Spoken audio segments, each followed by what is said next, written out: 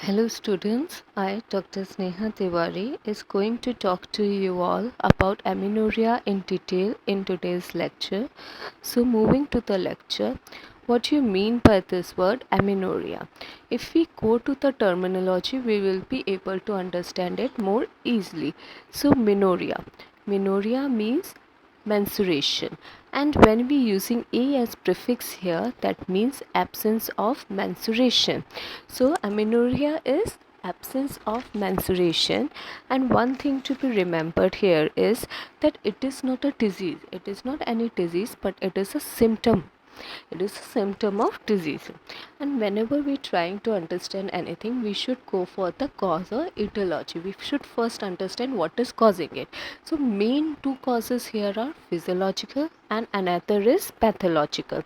So when you talk about physiological amenorrhea, what we understand is that physiological amenorrhea where the amenorrhea is attained in response to the normal physiology function of the body. Like there's a normal physiology in body going, in which response there is this absence of menstruation. So mainly when it happened primary, it will be happening primary. By primary here in amenorrhea we mean before the menarche, like before the menstruation cycle has attained. And by secondary in amenorrhea we means after the menarche, like menstruation cycle was there, but due to some reason, physiology or pathology, it had stopped for a time period. So this primary will be happening before puberty and secondary will be happening during pregnancy, during lactation and following the menopause. The next is pathological amenorrhea. So what we understand by this pathological amenorrhea is that when there is absence of menstruation in response to the some abnormality, or we can say some pathology in body, which may be anatomical, hormonal, genetic or any kind of systemic illness. Again, when we're talking about this, there are two things to understand. One is concealed or false amenorrhea or true amenorrhea. So what happened in concealed or false amenorrhea? There will be periodic shading of the endometrium, there will be the bleeding, and there will be this menstruation blood, but all is collected inside the genital tract only. It is not coming out from the tract. That is because of the some obstruction in the outflow of the tract. That may be congenital or acquired. Mainly it is congenital and rarely it is acquired. So congenital, it may be like imperforated hymen or vaginal septum, and acquired may be in response to some post-operative cervix surgery or due to complicated vaginal delivery, causing the constriction and narrowing on the outflow tract, like cervical stenosis caused due to the complications in the cervix, surgeries done in the cervix like cauterization, conization or amputation. Then true amenorrhea is like there will be that absence of menstruation blood, there won't be periodic endometrium shading. So that will be primary and secondary. So all this we will be studying in detail in the coming slide. So first, starting with the physiological amenorrhea. What is in physiological amenorrhea, as we had talked about it, but understanding that normal physiologic why it is happening.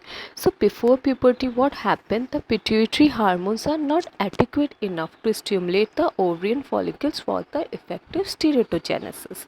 And what will be happening in during the pregnancy time period is that there will be large amount of estrogen and HCG which secretes from the trophoblast and suppress the pituitary hormones. Hence there will be no maturation of the ovarian follicles. Then during lactation, what will happen? There will be high level of prolactin which will inhibits the ovarian response to FHS. Hence no follicular growth, no menstruation.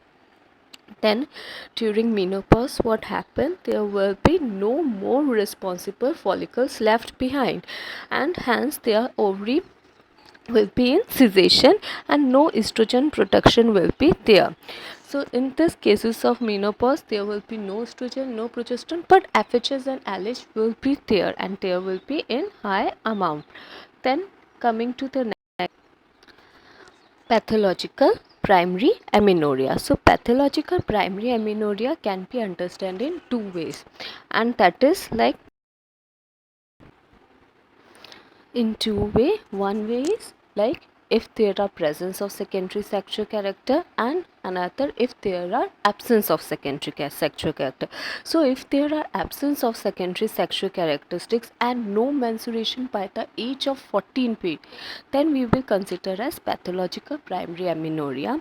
But if there is presence of menstruation, there are the absence of menstruation cycle by the age of 16 years, but there is presence of secondary sexual characteristics like they had start developing, then we will consider it as pathological primary amenorrhea. So mean age or average age of menarche, like starting of the menstruation, is 12 to 14, but by the 14 time period, 14 age, if it has not come and there is no secondary sexual characteristics, then we will consider that there are some pathology involved. But if secondary sexual characteristics are present, then we will wait up to the age of 16 years for delayed puberty might be there. So for clinical understanding, like we can see, if there is no development of any kind of sexual characteristics, then main thing to be remembered there is that there is hypogonadism or hypogonadotrophy, means some hormonal disturbance is there. And secondary, if there is development of secondary sexual characteristics, so what thing should come to our mind is that pregnancy might be there, or some Mullerian abnormality, or we can say some congenital anatomical defects might be there, or androgen insensitivity syndrome might be there. In response to that, there is this absence of menstruation. So to this, what are the common causes for this secondary amenorrhea? Primary amenorrhea is pathological amenorrhea is gonadal failure, abnormal chromosomal pattern, development defect of the genital tract, disturbed function of the HPO axis, dysfunction of thyroid and adrenal gland, and systemic illness. So these are main common causes, and this only we will study in detail in coming slides. So coming to main gonadal failure. So what happened in gonadal failure? We know gonads we use for ovaries or testes. So in gonadal failure there will be hypogonadism always. By gonadism, what we means, the hormones secretes by the gonads like estrogen and progesterone. And there is two things to remember here. In this case of gonadal failure, there may be hypogonadotrophin or hypergonadotrophin. So hypogonadotrophin, first we have to understand the difference between gonadotrophin and gonadism. So as we discuss about gonadism, but what is gonadotrophin? Gonadotrophin is hormone secreted by hypothalamus or pituitary which functioning on or which working on the gonads like FHS and LH. So FHS and LH are the one we consider as gonadotrophin. So if there is decrease in FHS and LH, then surely the gonads will also be decreased. Gonadism's hormones will also be decreased, estrogen and progesterone. So this is hypogonadotrophin and hypogonadism. What are the criteria in which it will be occurred? It may be occur in Kallmann syndrome, delayed puberty, hypothalamic and pituitary dysfunction, or CNS tumor. This all we will discuss in coming slides. Then what is hypergonadotrophin and hypergonadism? That means there will be increased FHS and LH. Means gonadotropins will be there, but there is some gonadal failure because of which they are not able to work on gonads and able to secrete, help in stimulation of estrogen and progesterone. So what are the cases for that? They are in case of primary ovarian failure and resistant ovarian syndrome. Okay. Then talking about Kallmann syndrome. What happened in Kallmann syndrome? It is a congenital defect of GnRH neurons. So First we have to understand this development of GnRH neuron. What happened, it first developed into ectoderm olfactory, and from this olfactory it migrate to hypothalamus in its embryonic life. Then what happened, if there is any partial or complete agenesis of olfactory due to any kind of congenital defect, it will surely will affect the GnRH neurons also, and hence there will be also absent or inadequate GnRH, which will lead to inadequate GnRH pulse secretion. Hence there will be less FHs and less LH, and because of this there will be decreased estrogen and progesterone. So hypogonadotrophin and hypogonadism. Next is delayed puberty. What happened in this? In this condition, there is no anatomical abnormality, and endocrine investigation will also show the normal results. So hormonal and anatomically there is no problem. But what happened? It is caused because of the immature pulsatile release of the gonadotropin releasing hormones, and what happened, the maturation will occur eventually and spontaneously. The maturation which has to occur in the particular time period, it's not occurring that time period because of this immature pulsatile release, but it will occur eventually, and will occur itself, will occur spontaneously. Then coming to the next is hypothalamus and pituitary dysfunction.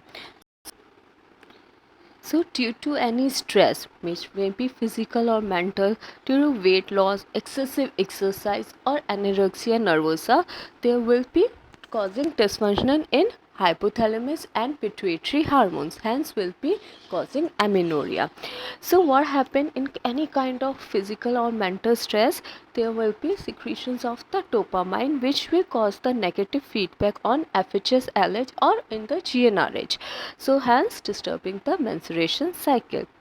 Now here one thing to be remembered in primary pathological amenorrhea specifically is this anorexia nervosa. Why? Because this anorexia nervosa is a psychological disease which happened mainly in the teenage of 10 to 21 years of age. What happened in this time period, in this disease, the patient has a psychological disturbance of maintaining some particular body physique which they have in their mind. To obtain that, they stop eating the food because they want to maintain the lean structure. Because of that stopping of eating the food, they will go into the malnutrition, and also this psychological stress will be there. So if you see this picture is of marasmus patient. The limbs are extremely lean and thin. So this thin limbs this picture reminds us of the marasmus patient. Marasmus are also because of the malnutrition, nutrition, and it is because of protein deficiency. So same happen in the cases of anorexia nervosa also.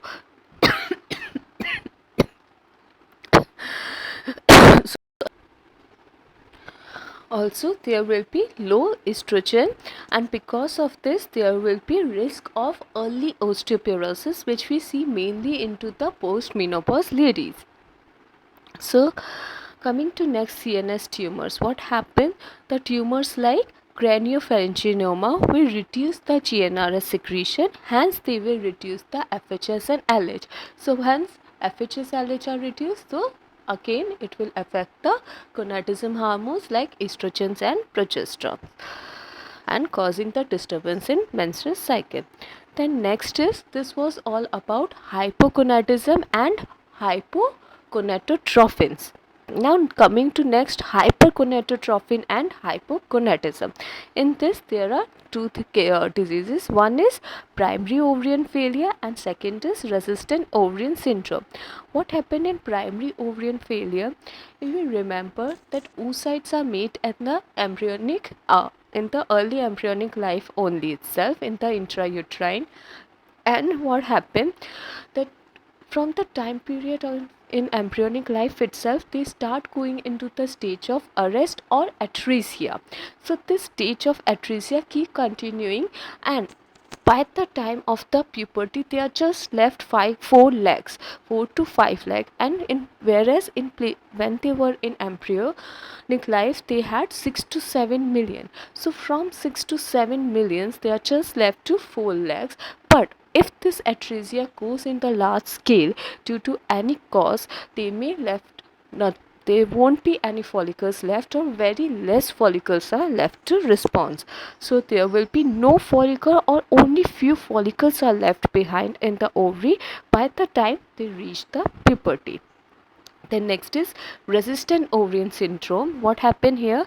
The follicles will be present, but FHS receptor is either absent or defective. Means there won't be any FHS receptors in the follicles. So this is all about hypergonadotrophin and hypergonadism. So as this is, there is the problem in the follicles, but there is no problem in hypothalamus and pituitary. So FHS and LH will be secreted and will be in high amount, as no negative feedback will be created, but there won't be any estrogen and progesterone. Then coming to the next is abnormal chromosomal pattern. Next cause for the pathological amenorrhea. So what happened in abnormal chromosomal pattern? Before understanding, we should remember what is normal chromosomal pattern.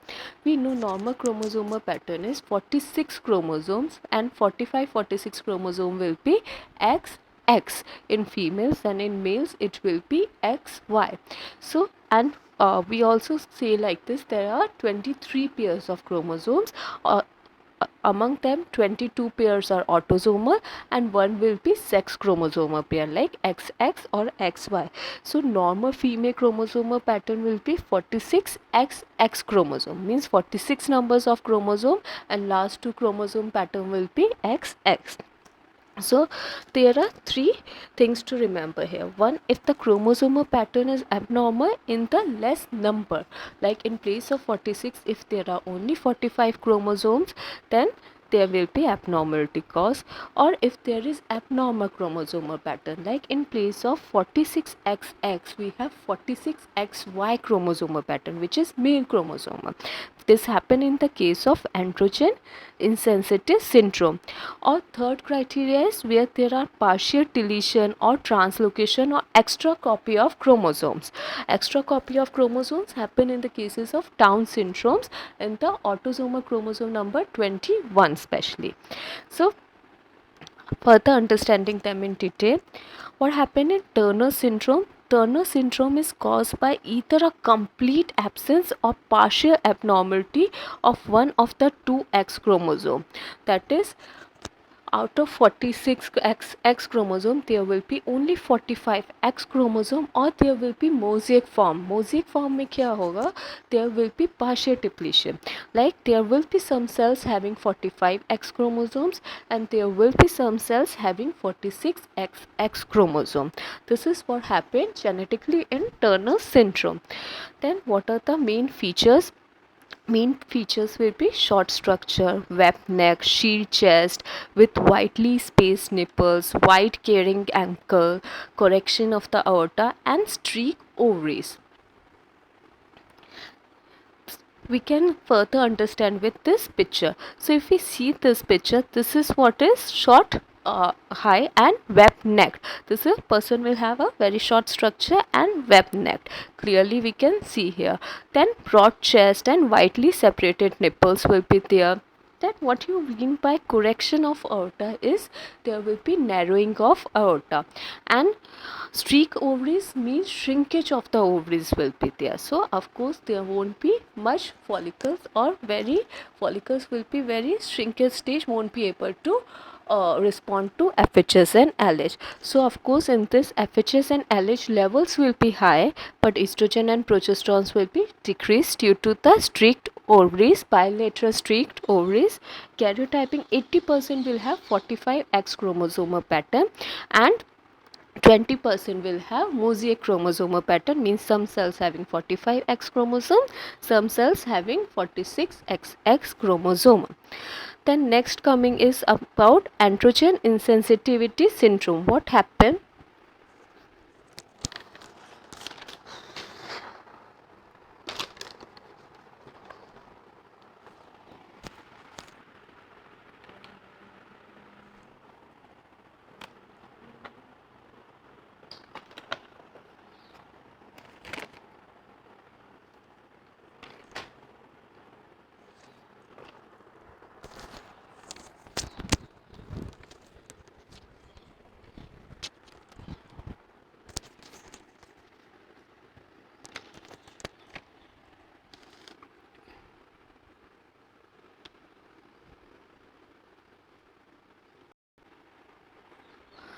what happen is it is an intersex condition and it is partial or complete inability of cell to respond to male hormone, that is androgen.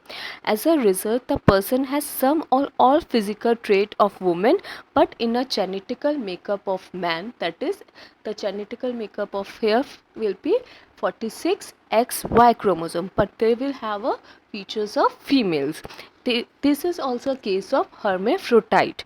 So what happened, they are also called as testicular feminization, as there is failure of normal masculinization of the external genitalia in the chromosomally male individual, and it is also called as X-linked recessive condition. Then what are the main clinical features? There will be failure of valorization and it can be either complete or partial depending on the amount of residual receptor function. This can further be understand from the next coming slide. But what we mean by valorization means male characteristics like facial hairs, husk, voice and masculine structure.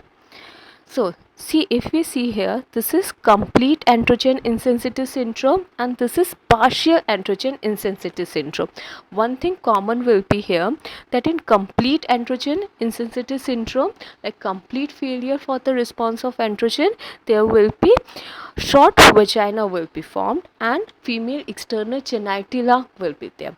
And in case of partial, there will be small scrotum or sometimes incompletely closed scrotum or small penis will be there.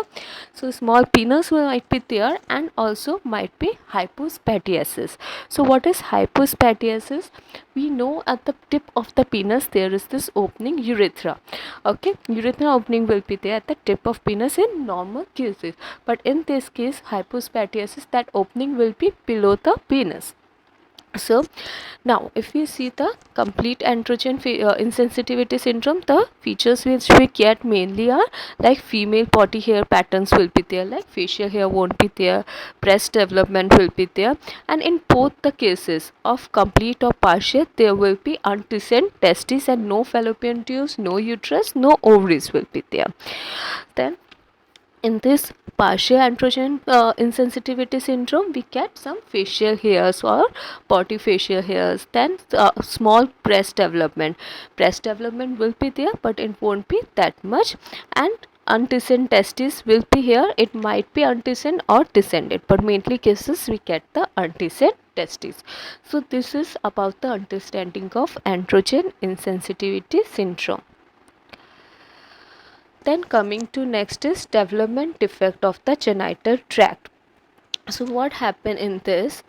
There is imperforated hymen representing the most common and most distal form of vaginal outflow obstruction. So in this development defect, mean is common is imperforated hymen, but another congenital defects also might be there. So what happened? This is the case of kleptomynuria, or we say concealed pathological amenorrhea. So in this there will be this periodic shading of the endometrium, but it won't be visible as we had discussed earlier. So what happened clinically, this cases of imperforated hymen we can identify accidentally if we are examining any female, and during the examination we see that observe that imperforated hymen, or we can find it clinically when the patient come at the complaint of with the complaint of primary amenorrhea, also with severe backache or abdomen pain. Then another cases in except the imperforated hymen, another cases which might be there might be like disorders of vaginal development such as transverse vaginal septum or complete vaginal agenesis. So coming to the next slide, we will be able to see clearly. So this is the picture of imperforated hymen. Okay, and this is like when we see this imperforated hymen, and if the patient has come, if the we had identified earlier, then we can do the small surgery of incision and repairing it.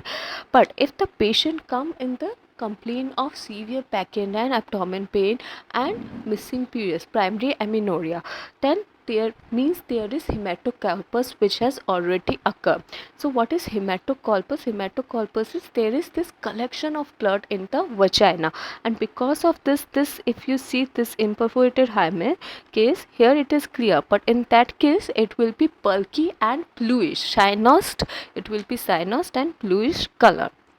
So this, if we see in that case, then we simply put the incision and take out the collected blood. When we are talking about hematocarpus, there are two more things to remember. One is hematometrus and hematosalpinx. What is hematocarpus? As we talk of, it is collection of blood in vagina. Hematometra is when the collection of blood is in the uterus, and hematosalpinx when there is collection of blood in fallopian tube. So this hematometra and hematosalpinx happens mainly in the case of acquired concealed amenorrhea in cases of cervical stenosis. But in the cases of imperforated hymen also it may happen. If hematocarpus has occurred and we left it untreated, then it further complicated into hematometra and hematosalpinx. And thing to remember, if it is causing going up to hematometra and hematosalpinx, that is then there is high chances of patient going into septicemia, as there may be collection of blood from a long time period. Then coming to the next is dysfunction of thyroid and adrenal cortex. Although thyroid and adrenal cortex has no direct role in menstrual cycle, but indirectly they will affect the menstrual cycle. So this dysfunction is congenital. So congenital, this adrenogenital syndrome or congenital adrenal hyperplasia, what happen? There will be autosomal recessive disorder. This is an autosomal recessive disorder. There will be high amount of androgen and ACTH, and very less cortisols will be there, decreased cortisol and high level of androgen and ACTH. The symptomatic, mainly what symptom we can see is enlarged clitoris because of high androgen. Also might be facial hairs might be there. So main treatment here will be cortisol replacement therapy or collective surgery for this enlarged clitoris, which we call it as clitoroplasty. Then coming about is this congenital hypothyroidism, also called as cretinism. So congenital hypothyroidism, what will be the treatment line? Again, hormonal replacement therapy. Then coming is systemic illness. Systemic illness, why? Like malnutrition, weight loss, tuberculosis. And one thing to understand here is about unresponsive endometrium. What happened in unresponsive endometrium? Their endometrium won't be there to respond to estrogen or progesterone. This happens mainly in cases of Asherman syndrome or in the cases of tuberculosis. What happened in Asherman syndrome? This is mainly post-operative complication, and in this there will be additions will be made, which will lead to the wall of the uterus stick together and reduce the size of uterus. So because of these additions formed in the uterus, maybe post-operative or due to the tuberculosis, there will be less decreased surface area of endometrium to respond to estrogen and progesterone hormones. So this is all about systemic illness. About malnutrition, weight loss, we had discussed earlier how they will affect the menstruation cycle. Then next is diagnostic tool, how we can identify this is the cases, or how we can come to the final diagnosis. First is with the help of history taking. Second is with physical examination. With the help of physical examination, it may be revealed about the what kind of primary pathological amenorrhea they are having. Ultrasonography, of course, and karyotyping, and to see the gene mapping, genetic or chromosomal mapping. Then hormonal test for FHS, LH and prolactins, and if needed estrogen and progesterone. Then progesterone challenge test. What happened in progesterone challenge test? Synthetic progesterone like norethistron or methoxyprogesterones are given in small amount, in small dosing for 7 to 10 days. So whenever we giving the synthetic progesterone, when we stop, in response to that there will be a withdrawal bleeding. But if the endometrium is not formed proper, if endometrium is unresponsive, there is less surface of endometrium, they won't be able to respond to estrogen or won't be able to respond to this synthetic progesterone. Hence, there will be no withdrawal bleeding. So this is about how to do the progesterone challenge test. Whenever we do the progesterone challenge test and there is no withdrawal bleeding, that means this is the case of Asherman syndrome, or there might be tuberculosis. Then next is CT or MRI for finding any kind of tumors. Then coming to next is secondary amenorrhea. What happens in secondary amenorrhea is that already patient will be having the menstrual cycle for a particular time period, but now this has been stopped. So what is the criteria? If there is absence of menstruation for the 6 months, like from last 6 months, if the patient is not bleeding, or previous menstruating female which having a oligomenorrhea. So if oligomenorrhea is there and 3 intervals are missing, like from last 3 cycles she has not menstruated, then we will put it in secondary amenorrhea. So 6 months for normal menstruating and 3 intervals of cycles for the oligomenorrhea. Why 3 intervals? Because in oligomenorrhea the cycle duration is increased. In oligomenorrhea patients, the cycle will be coming in 45, 60 or 90 days. So of course this will lead to more than 6 months. Then coming to next, what are the main causes for that? Almost causes we had started in earlier slides in the primary pathological amenorrhea. The one missings we will discuss here. So just in brief, what are causes? Iatrogenics will be like in the response of any contraceptives taken, and in the radiotherapy or chemotherapy. Radiotherapy, chemotherapy or contraceptive may cause the secondary amenorrhea for a time period and it will come to the normal itself.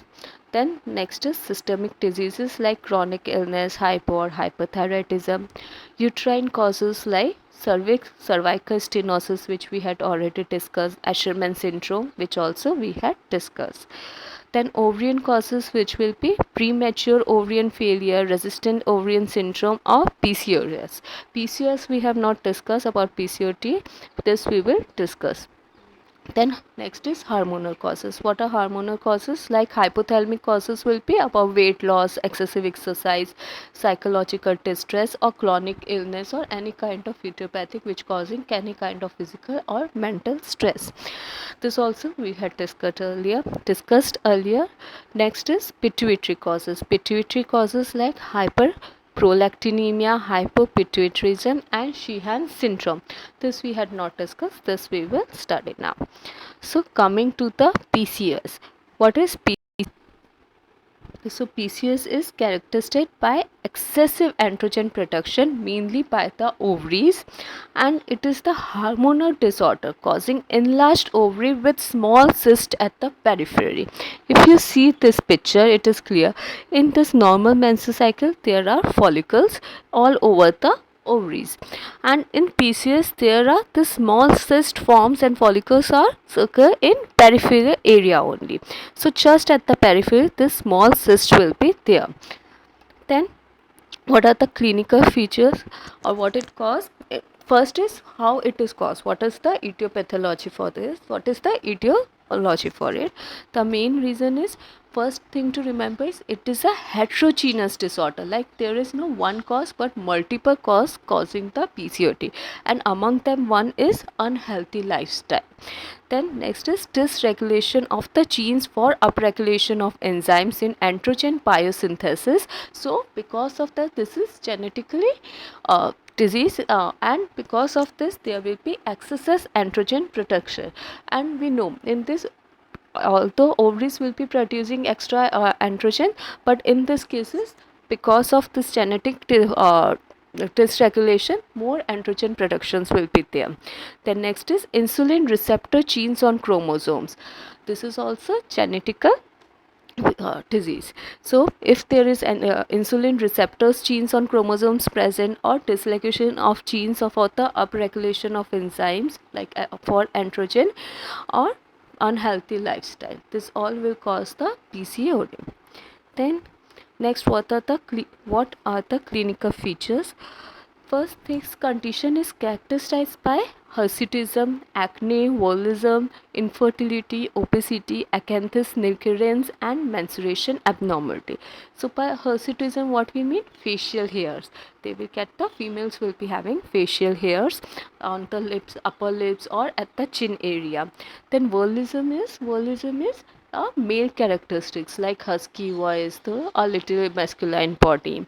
Then infertility, obesity, and acanthosis nigricans. What is acanthosis nigricans? Is this because of excessive androgen, there will be pigmented line will be formed. Dark pigmented line will be formed in the neck area or armpit area or in the joints.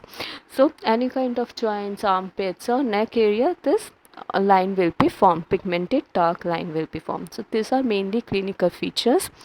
Then by investigations, how we can come to know about the final diagnosis of the PCOD.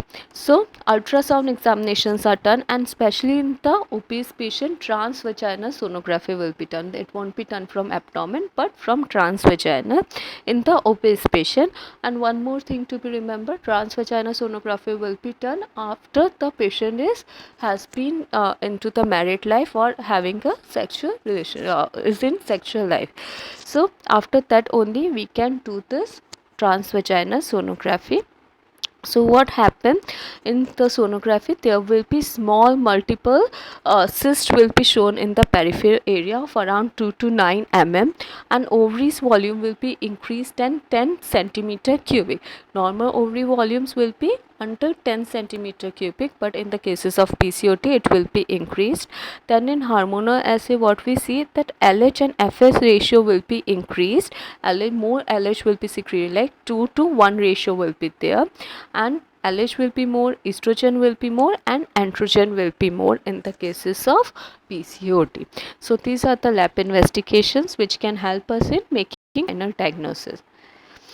Then what is the treatment line? As it is in because of unhealthy lifestyle, so we first try to put patient in a healthy lifestyle, and we try for the weight reduction. We can also give the patient combined OCPs like oral contraceptives, combinations of estrogen and progesterone for maintaining the FHS and LH levels. Then anti-androgens might be given in excessive androgens, and anti-diabetic drugs like metformins can be given to regulate the insulin. Then next is surgically. Surgical is what? Laparoscopic ovarian drilling is done. The ovarian drilling is done by laparoscopy, where what happened? We used to do the drilling at the periphery of the ovary. If you see in this picture, it's clear how we do the drilling in the ovary. Then next is bariatric surgery. Bariatric surgery is mainly done in for the weight loss. What happens? The size of the stomach is reduced, so the patient take less food intake, and hence it help in reducing the weight of the patient. Then coming to next, premature ovarian failure. What happens when ovarian failure occurs before the age of 40? Like mainly menopause happen between the 45 to 50, but if it is occurring before the 40, then this will cause the premature ovarian failure. And what happens during intrauterine life, either failure of this is caused mainly because of that failure of germ cells migration or normal germ cell migration, but increased rate of cell depletion. This we have already discussed about premature ovarian failure. The main causes might be like genetic diseases like Turner syndrome, or infection, or radiotherapy or chemotherapy, which is reducing or causing the atrophy of the oocytes. So early atrophy of the oocytes and leaving behind very less follicles will cause the premature ovarian failure. Next is pituitary adenoma, also called as hyperprolactinoma. what happened, normal prolactin level is 1 to 20 ng per mm. If it is more than 100, which is commonly seen in cases of hypothyroidism, Cushing syndromes, acromegaly or craniopharyngioma. What happened in Cushing syndrome, there will be increased ACTH by the pituitary or from any ectopic sites. And craniofaringioma is what? It is mainly a benign tumor that develop near the pituitary gland. So pain treatment line will be giving the dopamine agonist, as dopamine agonist has a inverse proportional to prolactin. So if we can increase the dopamine in the body, this will decrease the prolactin level.